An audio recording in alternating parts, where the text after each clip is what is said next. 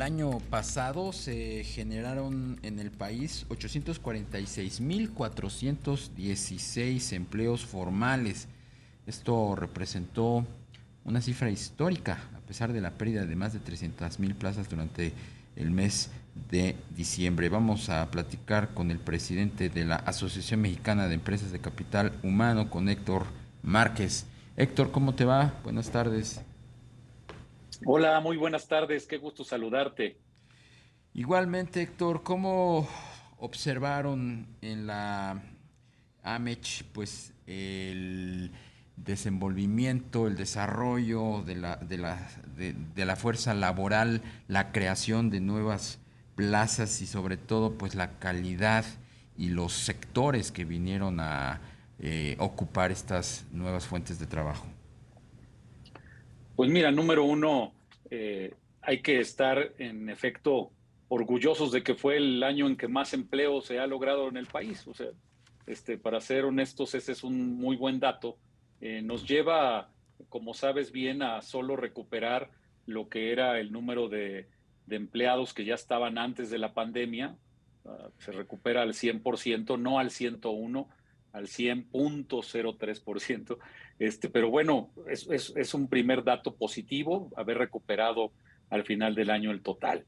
Entonces, partiendo de ahí, pues bueno, siendo un poquito autocríticos, nos metemos a revisar con más detalle y podemos ver que lo que no nos gusta es que se haya generado empleo informal por mucho más del doble. Se generaron 1.924.000 plazas, empleos así. Y entonces, obviamente, si dividieras el uno entre el otro, te sale a 0,44. Entonces, el índice de creación de empleo formal entre informal, pues nos deja pues muy mal parados porque sigue siendo la informalidad lo que más crece.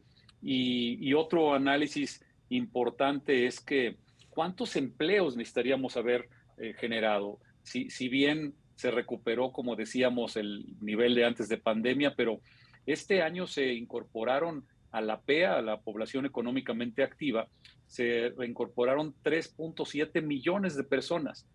Entonces, lo ideal, tendríamos que haber generado empleo para 3,7 millones y solo fueron en la formalidad y con seguridad social los 846,000.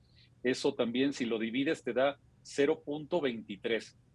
Entonces, estamos dejando pues muchas oportunidades en la mesa por falta de claridad y de fomentar el empleo digno, formal y con seguridad social.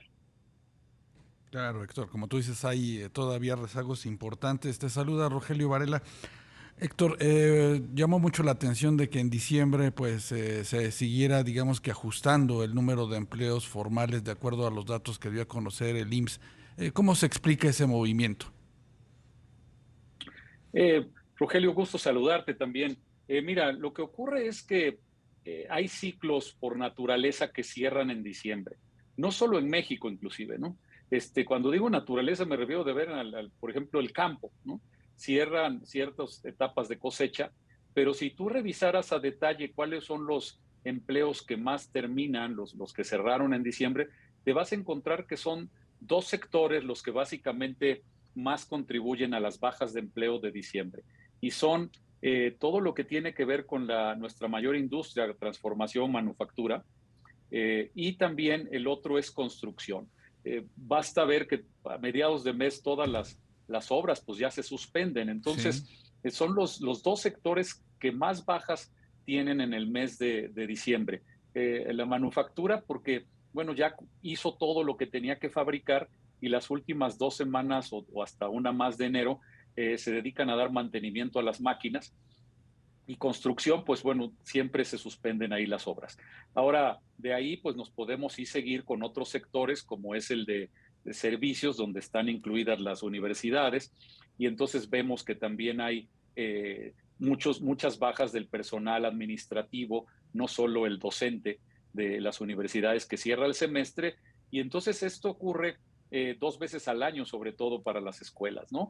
Pero un dato muy importante es que si revisamos cuántos trabajadores hay en el IMSS, pues nos damos cuenta que hay 3 millones que son empleos eventuales, son trabajadores eventuales. Entonces, si hay 3 millones que están contratados como eventuales, quiere decir que tarde o temprano precisamente termina esa eventualidad, terminan esa obra y van a ser dados de baja. Entonces, en Navidad, en la época decembrina, confluyen varios sectores, no se diga el de comercio, que también es muy importante, que también termina esa etapa. Entonces, por eso vemos que las bajas de diciembre son enormes, o sea, enormes a la hora de verlas en el IMSS, de manera que se ve una baja muy importante, en este caso más de 300,000, pero es natural. Ahora, también hay que aceptar que ha habido empleadores que no necesariamente en diciembre han hecho malas prácticas en algún momento y básicamente quieren cortar la antigüedad de su empleado, ¿no? Entonces, ¿qué hacen? Que si el empleado se queda por más tiempo, pues va teniendo derecho a que cuando lo despidas o llegue un día a su jubilación, le tengas que pagar lo que la ley dispone.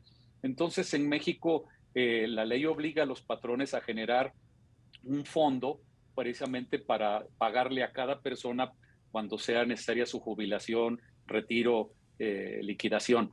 Entonces, ese es un pasivo laboral que llega a ser enorme.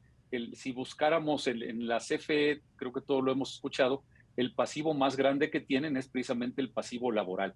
Entonces, ha habido empresarios, patrones que hacen esas malas prácticas de cortar la antigüedad, pero eso no es lo que pasó en diciembre, sino que en todo diciembre va a seguir esa situación de que los ciclos se terminan, las épocas se terminan. Y había otro mito, ¿no? Que era que, oye, es que las bajas las hacen las empresas de outsourcing.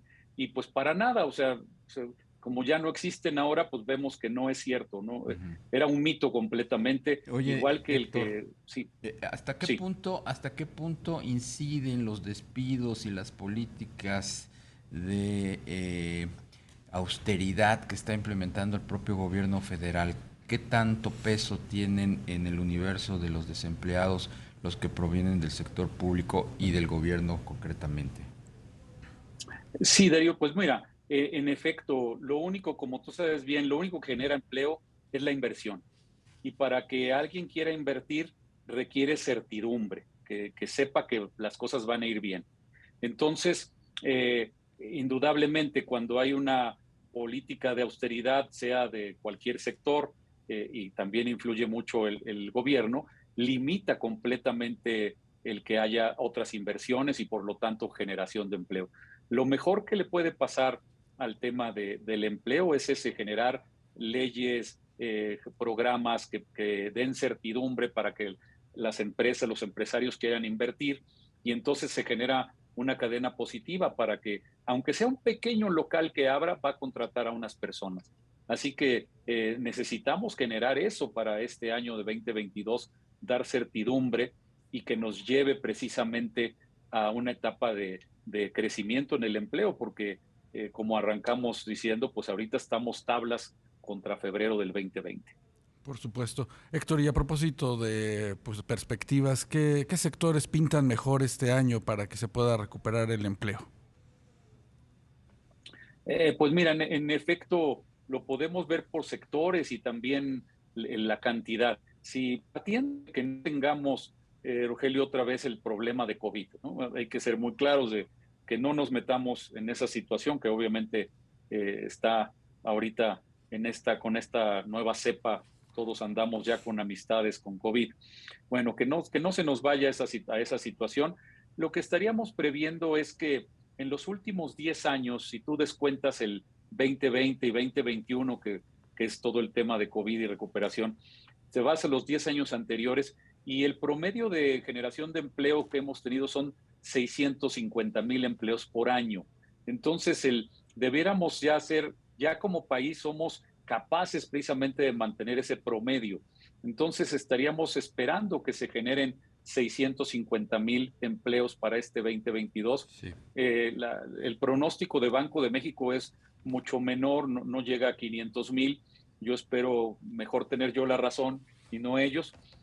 Y bueno, y por sectores, pues el sector que siempre más crece en el país, y qué bueno que así sea, es el de la transformación y manufactura. Sí. Cuando va bien el empleo es gracias a ese sector y cuando va Bien. mal también es por ese sector. Pues Héctor Márquez, presidente de la AMECH, la Asociación Mexicana de Empresas de Capital Humano, fue un gusto platicar contigo. Muchas gracias. Gracias a ti también, Darío, Rogelio, que estén muy bien y felicidades también por el Día de Reyes. Gracias. Igualmente, muchas gracias. Hasta pronto, Gracias. Héctor. Bueno,